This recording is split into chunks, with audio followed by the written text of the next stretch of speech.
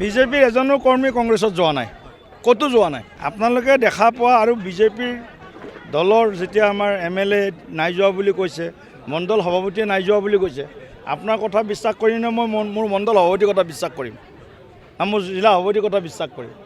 ক'ত কি হয়তো সময়ে ক'ব। এতিয়া কাৰ ক'ত কি হয় কোনেও ক'ব নোৱাৰে, অকল ভূপেন বৰা নহয়, কাৰ ক'ত কি হয় কোনেও ক'ব নোৱাৰে।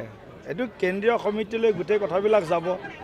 এইকাত বিষয়ত এটা দুটা সমষ্টি কথাটো বেলেগ, বাকীটো কাৰো কোনেও ক'তো ক'ব নোৱাৰে। আজিৰ দিনততো সেইটোৱে আছে। NDA 3টা চিটে খেলিব দৰঙত, মই ক'লোঁ নহয় 3টা চিট NDA খেলিম।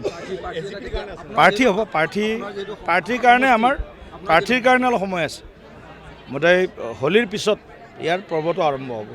মই গম পোৱা নাই বিষয়টো, মইতো গম পোৱা নাই ক'তো। আৰু হ'ব পাৰে লোকসভাত তেওঁ যিহেতু ষ্টিল ইজ এ মেম্বাৰ। আমাক এতিয়া আমি বিদেশত পঠোৱা নাছিলে। আমি যে এতিয়া ইভেন জেনেৰেল এছেম্বলিৰ পৰা আহিলোঁ, তাতোতো কংগ্ৰেছ দলৰ MP আছিলে, তাতো আছিলে। কোনোবা তেতিয়া কেতিয়াবা মই নাজানো এইটো বিষয়টো, মই ইমান অৱগত নহয় তেওঁ কি মূল দায়িত্ব দিছে।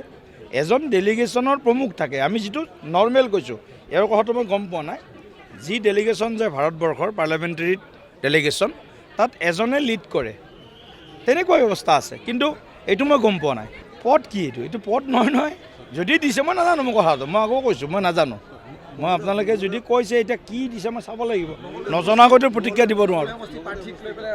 মঙলদৈ সমষ্টিত, চিপাঝাৰ সমষ্টিত, দলগাঁও সমষ্টিত, 3টা সমষ্টিত বিজেপি NDA খেলিব। প্ৰাৰ্থী আপোনালোকে চিনি পোৱাৰ ভিতৰতে হ'ব।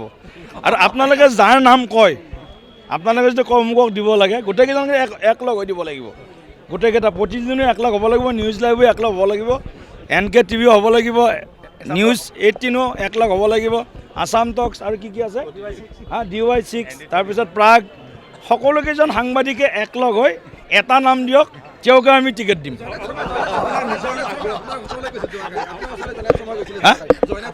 ঘৰলৈ নহয়, পাৰ্টি অফিচত গৈছে, পাৰ্টি অফিচত গৈছিল তেখেতে।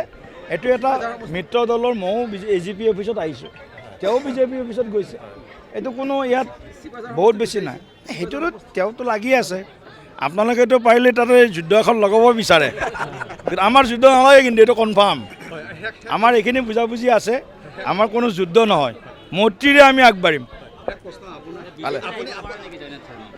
নাই এতিয়াতো এইবিলাক কথা এতিয়ালৈকে কোনো এই ধৰণৰ কথা আলোচনাই হোৱা নাই, চিন্তাও হোৱা নাই।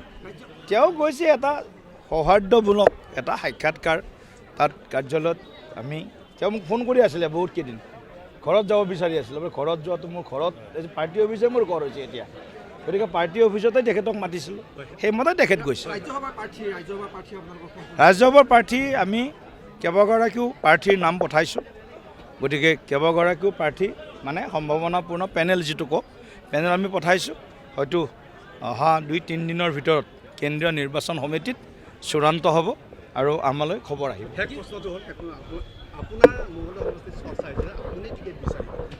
মইতো বিচৰা নাই, আপোনালোকে এতিয়া প্ৰশ্ন কৰিলেও উত্তৰ দিব লগা হৈ যায়। চাওক, আমি এতিয়া এটা দলৰ দায়িত্ব লৈ আছোঁ সভাপতি হিচাপে।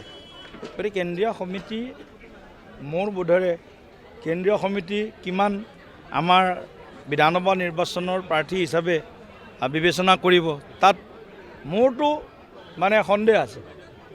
তেওঁলোকে বিবেচনা কৰাৰ আশা কম আছে প্ৰাৰ্থী হিচাপে, কাৰণ নিৰ্বাচনটো আমি সংগঠনটোক নেতৃত্ব দিয়া মানুহজনক যদি ইলেকশ্যনত আমি নাম সোমাই দিওঁ, বিশেষ পৰিস্থিতি যদি কিবা হয় তেতিয়া বেলেগ কথা আৰু। কিন্তু জেনেৰেলি মই ৰাইজৰ লগত থাকিব বিচাৰোঁ।